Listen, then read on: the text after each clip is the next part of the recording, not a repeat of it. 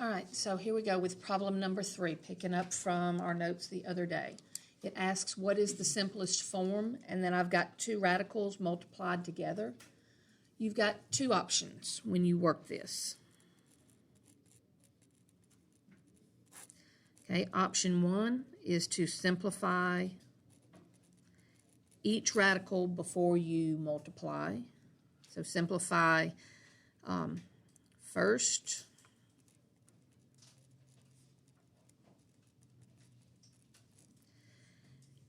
If you do that, you will then multiply and you may have to simplify again. Your other option is to go ahead and multiply and then simplify one time at the end. Now, the downside to doing that is you may end up with a really big number. 72 times 10 is 720. I don't know if you want to try to break that down, but I can show you a way that, kind of a way around that. So what do y'all want to do? Do you want to simplify first or do you want to go ahead and multiply? Simplify first. Okay, so let's take our square root of 72 x to the third y squared, and let's simplify it. Starting with the 72, what can you break 72 down into? Okay, 9 and 8. I can do 36 and 2. If we do 9 and 8, you can do that, but then you're going to have to break the 8 down again because 8 still has a perfect square in it. So if you can use the biggest perfect square that's a factor, you have less work to do. So the square root of 36 is 6. That 2 will have to stay inside. And now for x. I want to take the square root of x cubed. So we're going to put 3 over 2, and I get 1 and 1/2. So I get x to the first outside, x to the first inside. And then for y, what do I do? I'm going to do the exponent divided by the index. So 2 divided by 2 is 1. It goes on the outside. Okay? Now, I'm going to underline that with my highlighter because I'm going to need it in a minute. Now I want to take and simplify the other one.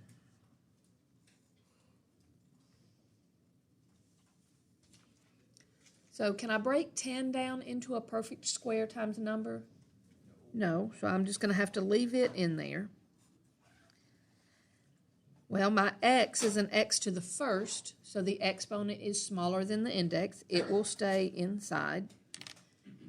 And then for y, put the exponent over the index. I get 1 and 1/2. So I get a y to the first outside and a y to the first inside. I have to multiply that times this one. So to do that, multiply the things outside together. This is a 6, and that's a 1. So I get 6. I'm going to get x and a y squared. Now multiply the things inside. 2 times 10 is 20. I get x squared and my y. Can I simplify that answer? Yeah, what do you want to break 20 down into? 4 times 5. So when I take the square root of 4, that will give me a 2 on the outside, and the 5 will stay. So I'm going to have 12 and 5 as far as my numbers go. For my x squared, the square root of x squared will give me another x on the outside. So that's going to give me a total of x squared out here. Can this y come out? No. There's your answer. So now, I think it's a lot of extra work to multiply it here. Sometimes it's beneficial. Sometimes I think it's extra. Do y'all want to see it the other way? What? Oh, I lost it right there. Yeah, this y squared has to come over here too. Sorry, Derek. No, yeah. And like I said, I think doing it this way is a little bit extra, and I lost something. So let me get some notebook paper. We're going to recopy this problem and multiply it first so that maybe we can simplify just one time.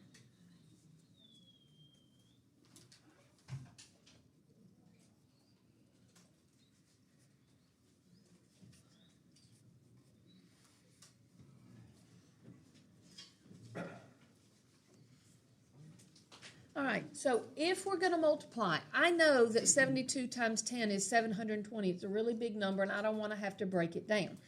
So here is my workaround for that. Just go ahead and write it as 72 times 10. It's already partially broken down for you.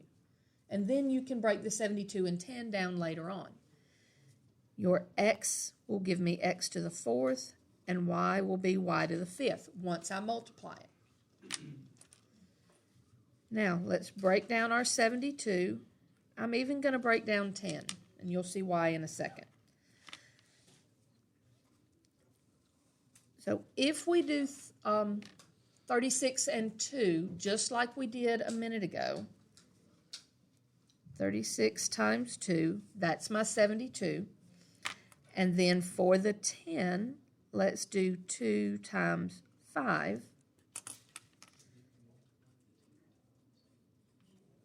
Okay. So let's start here. Square root of 36 is 6. I know that 2 times 2 is 4. What's the square root of that?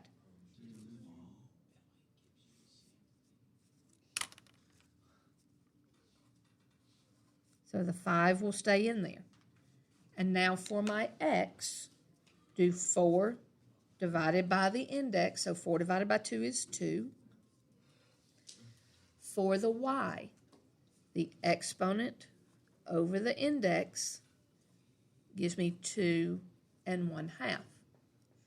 So I end up with y squared outside, y to the first inside. And now go ahead and multiply 6 times 2.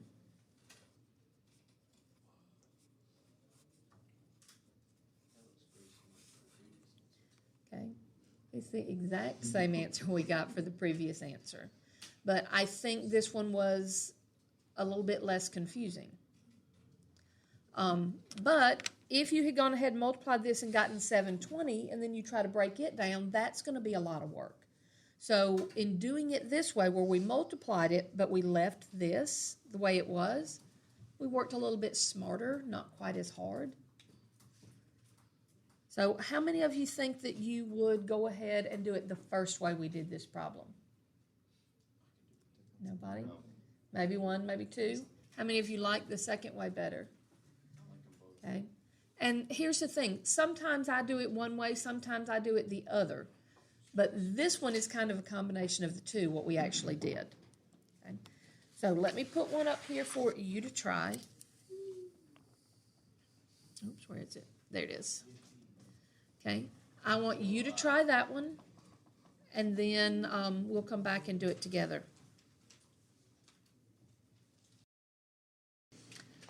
All right, guys, so here is my work and my answer. Yes, Cal? How do you know when to use the absolute value? Okay, and I knew that would be a question on this one. How many of you put absolute value on here? Nobody. Okay, so remember, the other day we talked about when you have an even index, your exponent is even, and then it comes completely on the outside and ends up odd, you have to have absolute value. Because we are simplifying, the directions were simplified, so I have to guarantee that this is a positive result here. Okay. Now, the thing is, when you've got any of it that is both places, you do not need absolute value. Okay? Because for x, it went even, even, odd, and it was completely outside, we need the absolute value. Y, I don't need it because it's inside and outside. Anybody tell me why I don't need it if it's both places. Okay, so here's the thing. If y represented a negative number, would that give me any real roots anyhow? No. So therefore y must be positive so that I end up with real roots. Okay. All right. Anybody have questions? Need me to go through what I did or rework it? Yeah, Anya? First, I broke 45 down into 9 and 5. I took the square root of 9, gave me 3. Okay. All right, anybody else? All right, so now we're going to look at dividing. And here your book gives you a rule for dividing, but we've actually already used this rule in some problems we did the other day. It's basically saying if you were dividing, you can separate it out into two separate radicals and do the radical of the top and the radical on the bottom. Or sometimes it's beneficial to put it all together and work with it that way. So what we're going to do here is we're going to look at problem 4 and talk about why it might be beneficial to put these two back together. Okay. The way it's written now, I can't take the square root of 18 and get just a whole number. I can't take the square root of 2 at all. And even if I simplify what's on the bottom, I'm still going to have a radical. And we talked about, I believe it was in chapter 13 with our trig stuff, that you can't have a radical on the bottom and you have to rationalize it. So we could do that with this problem, but there's an easier way. For this problem, if I put this back together as one big radical, can I simplify what's inside the radical? Yeah. Start with 18 divided by 2 will give me 9. What is x to the 5th divided by x to the 3rd? X squared makes this problem a whole lot easier to work. So square root of 9 is 3. The square root of x squared is x. And we're going to go ahead and put absolute value around it because once I was down to no fractions, I had even, odd.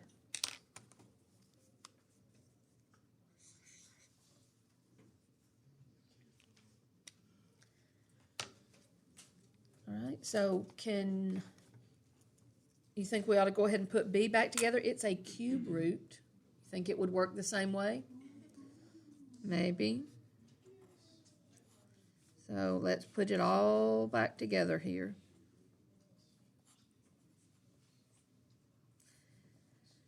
And I need somebody to tell me, can you divide 162 by 3? What do you get? It's 54. Okay. And then y to the 5th over y squared is y to the 3rd. So can I take the cube root of 54? I can break it down. What does it break down into? Well, but are either 9 or 6, are either of those perfect cubes? 27 and 2. Y'all remember our list from the other day? It's right here. And mine is right here. So remember, when we're looking for a cube root, here on my list, all the perfect cubes that are smaller than 54 are those. And I can do 27 times 2 to get 54.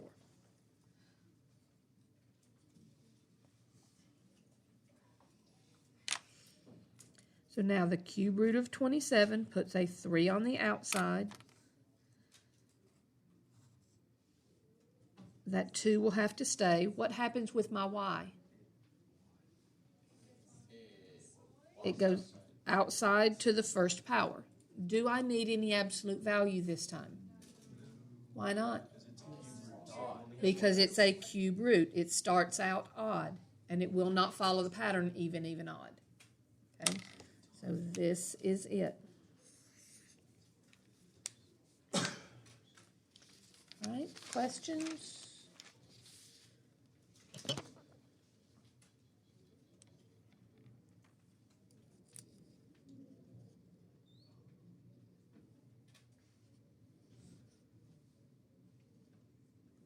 Good.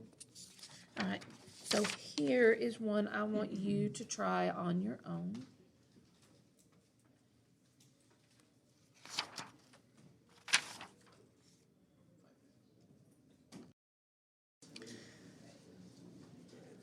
All right, guys, check it, see how you did. Let me know if you have questions.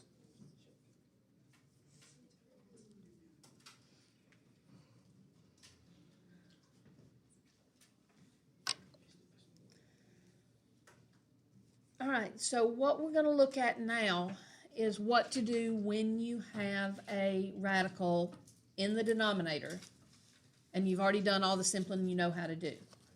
Okay, like I said, in chapter 13 with our trig stuff, we talked about rationalizing a denominator. So here's where your book shows you how to do it. If you've got 1 over the square root of 2. Well, just whatever that radical is, you multiply it by that over itself. So 1 times root 2 gives me root 2. On the bottom, I get the square root of 4, which is 2. Okay, so that works for square roots. So let's take a look at 43. It is a square root.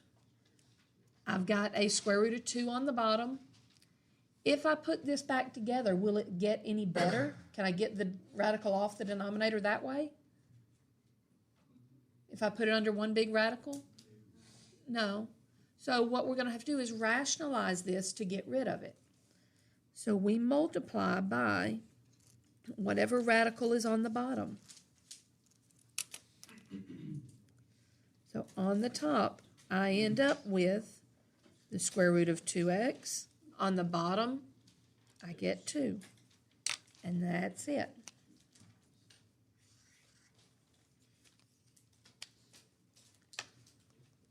All right, try 44.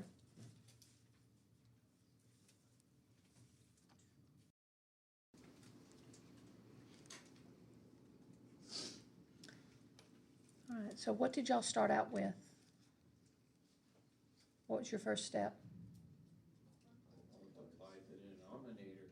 Okay.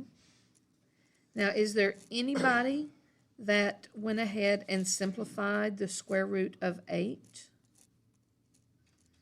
Because 8 could be broken down into 2 and 4. Okay? You can do that at the beginning if you want to. Okay? If you don't recognize it, we'll just go ahead and do it this way. And then, Mackenzie, if you want to see it the other way, if our answers aren't the same, let me know. So when I multiply, I end up with the square root of 40x over 8x, but the square root of 40 will simplify. You break that down into 4 times 10. So then the square root of 4 will put a 2 on the outside.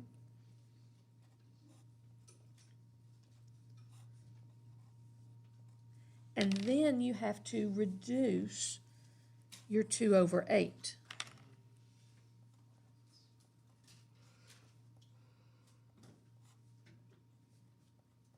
And that is your answer. Okay.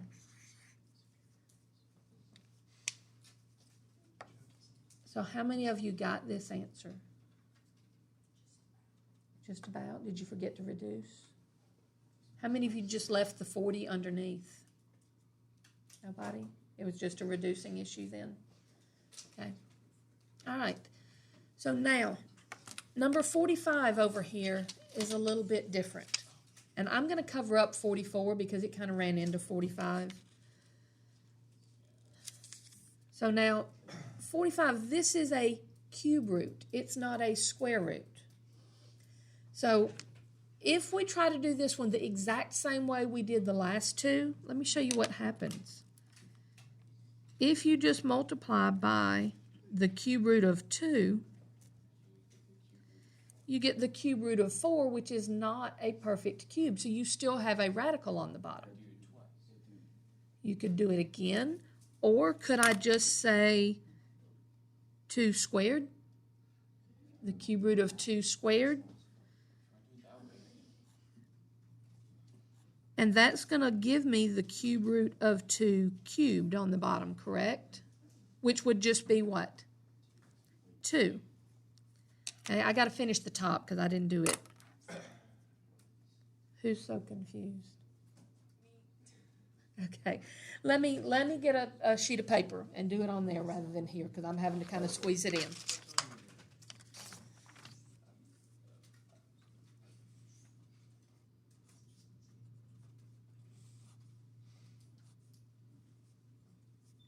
Okay, so here's where we were going. If I multiply this just by the cube root of 2, I'm going to end up over here with the cube root of 4. But I can't simplify that, so I've still got a radical on the bottom.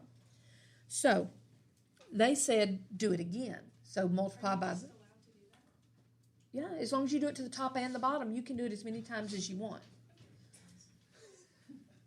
But here's what I suggested. Instead of doing that multiple times, this is a 2 to the first. If I multiplied by 2 squared, that will give me the cube root of 2 cubed. Does that make sense now? Okay. And go ahead and fix the top. My 2 squared is 4, and I've got an x. Now, what is the cube root of 2 cubed? It's just 2. This is your answer. So what we ended up doing here is we multiplied by something so that my index and my exponent underneath here were the same. Because when they are the same, they will cancel. Okay, this is my final answer. Now, the next one in our notes, this was 45. The next one's 46.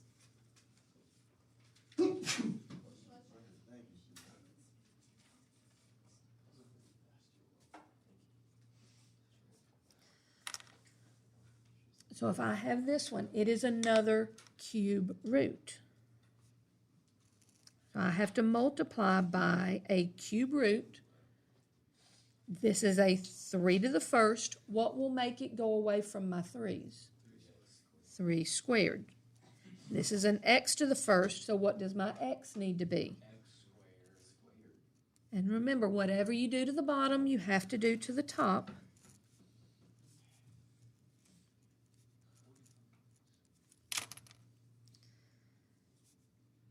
So on the top, I have the cube root of 5. 3 squared is 9. And on the bottom, here's what we've got. Finish multiplying on the top.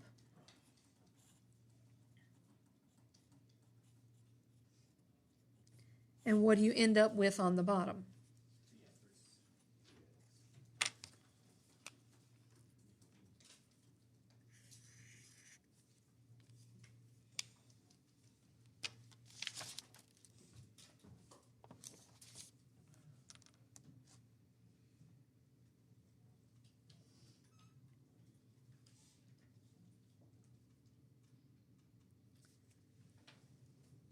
All right, number 47, that's on the notes sheet. I'm going to edit it just a little bit.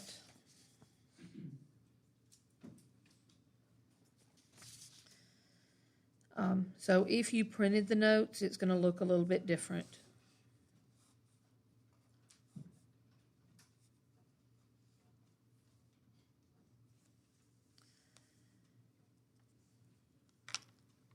All right, so here it is. This time it's a 4th root. So let's talk about what we're going to have to multiply by. This is a 5 to the first. I'm going to have to multiply by 5 to what power? To the 3rd, because 1 plus 3 will give me 4.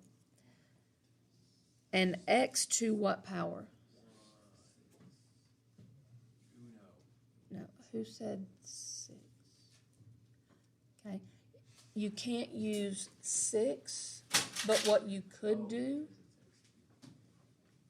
what you could do is you could do x to the 5th, because 3 plus 5 would give me 8, which would be divisible.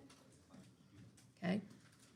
But if I can make these so that they will match over here, it's a whole lot less work.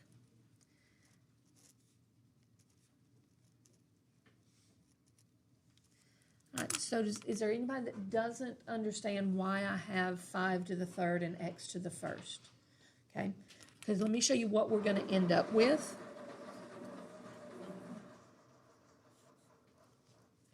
For my 5s, if I multiply 5 to the 1st times 5 to the 3rd, you get 5 to the 4th.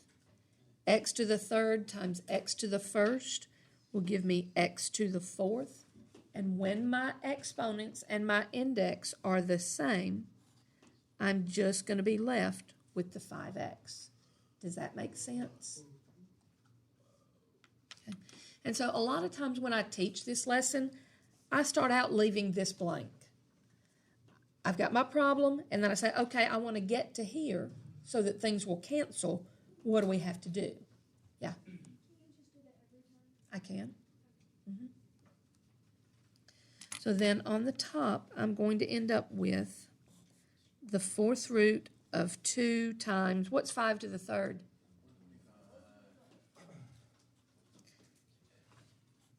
So then when I multiply those, 250x, that is your answer. Okay. So now, we're going to do one more. It's not in the printed notes or anything, but I want you to see another one.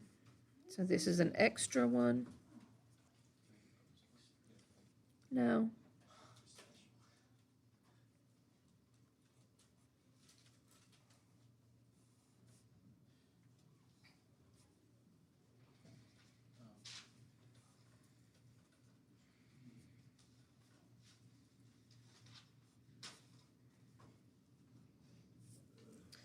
Okay, so here, this is a 5th root, and I've got 4 variables underneath there, and they've all got different exponents.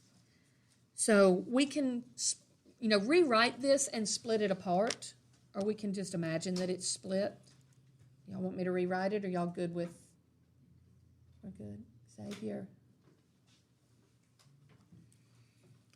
So now, I have to multiply by something, so that over here, I end up on the bottom with the 5th root of x to the 5th, y to the 5th, a to the 5th, c to the 5th. And why do I need that? So it will all cancel. So now let's back up and figure out what we have to multiply by. So x to the 2nd times what will give me x to the 5th? X to the 3rd. Now y to the 3rd times y to the 5th, well, I need y squared so that I get that. A to the 1st times what? And c to the 4th times c. So then when I do the exact same thing on the top,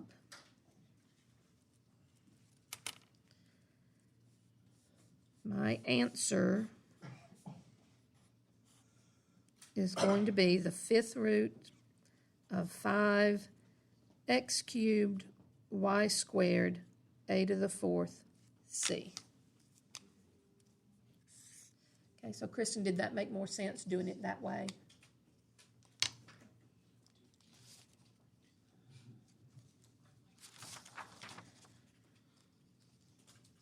All right, so now I'm going to put up one that your book gives us as an extra example. And I want you to try it. And keep in mind, the last 4 examples we've done, your book doesn't do any of this. They jump to one that I think is a really difficult problem, and then they come back and give you an easy one to try on your own. So what I want to do is we've done these four. I'm going to give you the easy one to do on your own, and then we're going to go back and look at the other and see if we can do it together or if you want to try it on your own. Okay? I need you to do this one.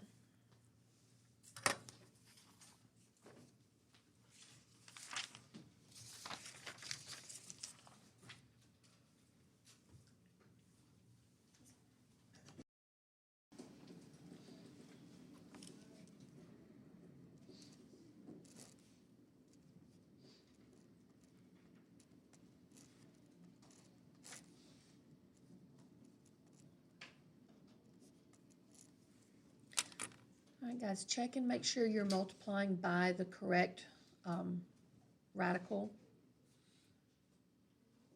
And if you are, then go ahead and finish. If not, let me know if you have questions.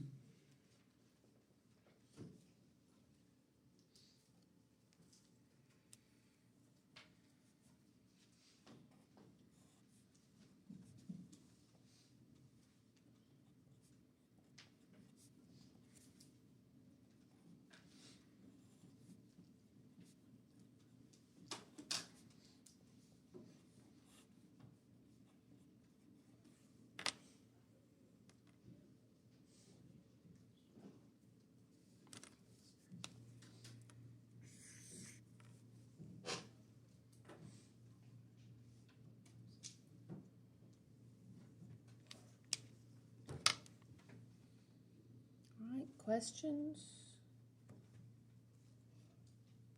Anybody still working?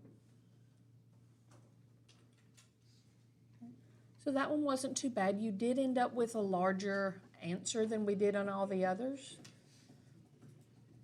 But I don't have to worry about breaking it down because, you know, its factors were 7 and 25. There's no perfect cubes in either of those numbers.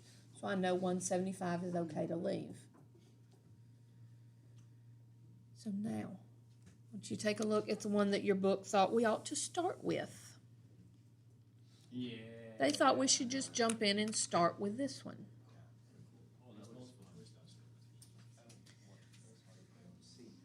And now it's multiple choice.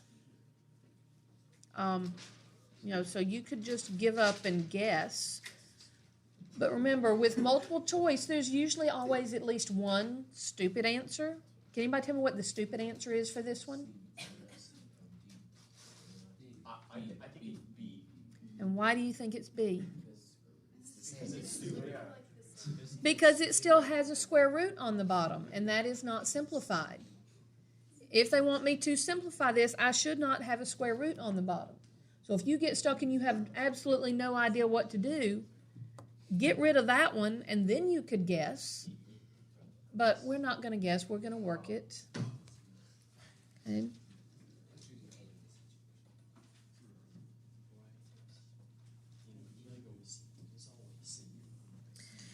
All right, so guys, on the bottom of this fraction, instead of leaving the 12 as a 12, what I would do is I would break it down into prime factors. I know that 12 is equal to 4 times 3, which could be written as 2 times 2 times 3, correct? Which is 2 squared times 3. What I would do is I would break the 12 up like that. It's going to be a whole lot easier and you will end up with much smaller numbers in the end. Okay, and probably not anything to simplify once you rationalize. Okay, any questions about why I did that or how I did it? Okay, you know, another benefit to breaking the 12 down like that is you get to work with little numbers all the way through. So now I have to multiply by something so that over here I end up with the cube root of 2 cubed, 3 cubed, y cubed, and z cubed. And I need that so that it will all go away. Okay. So what do I need to multiply by? 2 to what power? First, 3 to what power? Y to the first and Z to the second. Make sure you do that on the top.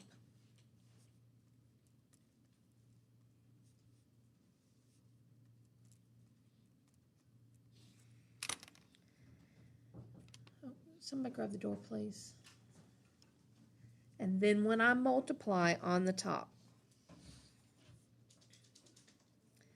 I've got my 5 times 2. 3 squared is 9. And then I'm going to have my x squared y z squared. Go ahead and multiply everything on the top. 5 times 2 is 10, times 9 is 90.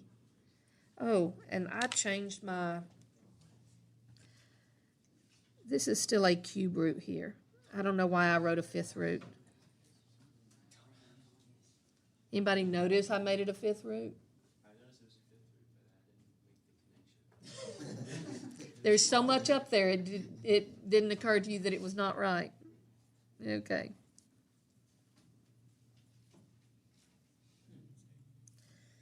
All right, and then to finish simplifying on the bottom, 2 times 3 is 6. Oh my gosh, what's wrong?